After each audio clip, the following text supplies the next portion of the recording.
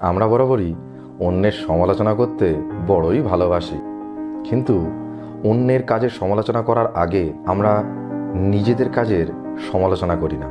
প্রত্যেকটা জায়গায় আমরা প্রত্যেকেই অন্যের কাজের সমালোচনা করে যাচ্ছি। ও আমার সাথে এই করেছে, ও এরকমভাবে আমার সাথে কথা বলেছে, ওর ব্যবহার এরকম খারাপ, ওর কাজকর্ম ভালো না, ও মানুষের সাথে ঠিক করে মিশতে জানে না, ও মানুষের সাথে ঠিক করে কথা বলতে জানে না।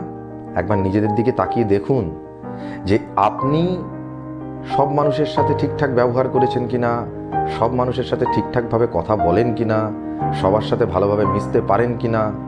মানে যে যে কাজগুলোর জন্য আপনি অন্যের সমালোচনা করছেন সেই কাজগুলো আপনি ঠিকঠাক করেন তো?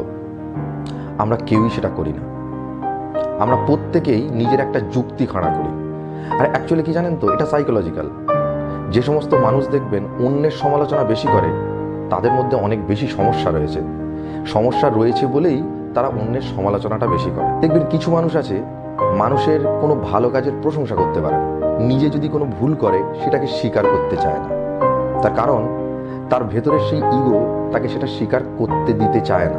কেননা সে যদি নিজের ভুল স্বীকার করে ফেলে সে ভাবে অন্য কারোর সামনে আমি নিজেকে ছোট করে ফেললাম।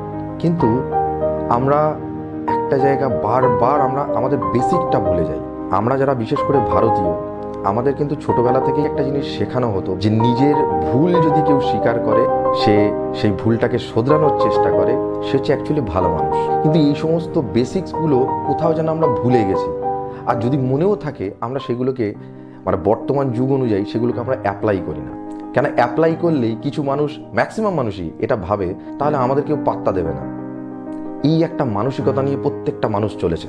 এবং এই যে ধরনের মেন্টালিটি, এই মেন্টালিটিগুলো আমাদের সন্তানদের মধ্যেও তৈরি হচ্ছে। এরা অন্য টাইপের, এরা অন্য রকম, এরা সহজেই কোনো ভুল স্বীকার করতে চায় না, জেদ করে, কথাবার্তা এদের অন্যরকম। এরা শিখলো কোথা থেকে?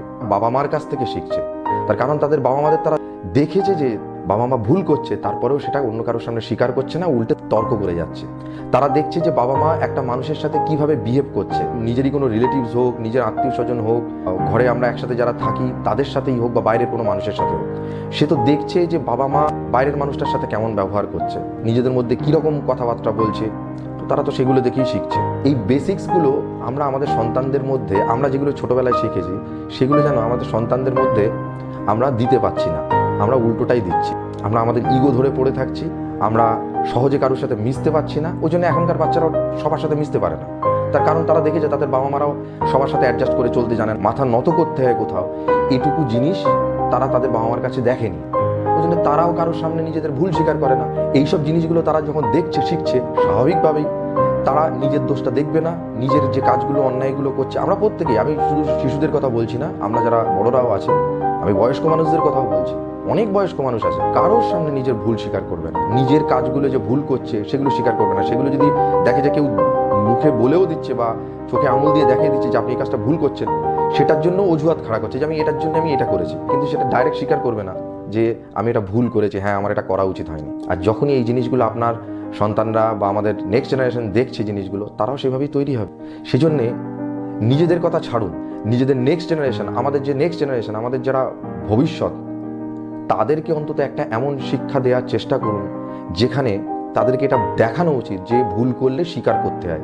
আগে নিজের কাজের বিচার করতে হয় যে আমরা যে কাজটা করছি সেটা ঠিক কি ভুল, সেটা তাদেরকে বোঝাতে হয়।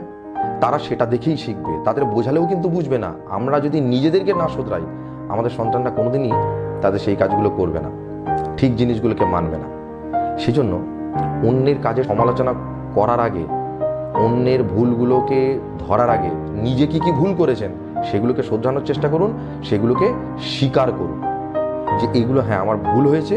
ইভেন যদি সে আপনার সন্তান হয়, সন্তানও যদি দেখে যে এমন একটা ঘটনা বাবা মা ঘটিয়ে ফেলেছে, সন্তানের সামনে স্বীকার করুন, হ্যাঁ বাবা এটা আমার ভুল হয়েছে, তুমি যেন এটা করো না, আমিও এটা করে ফেলেছি ভুল করে, সেটা স্বীকার করে না।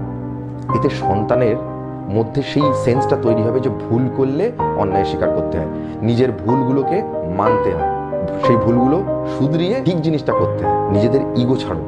সেই জন্য আমাদের প্রত্যেকেরই উচিত নিজেদের ইগোগুলোকে একটু সরিয়ে রেখে ঠিকটাকে ঠিক, ভুলটাকে ভুল, এটা নিজেকে বোঝানো এবং সেই সঙ্গে সন্তানকেও বোঝানো যে নিজের ভুল স্বীকার করে না সে অন্য কাউকে ভালো শিক্ষা দিতে পারবে না।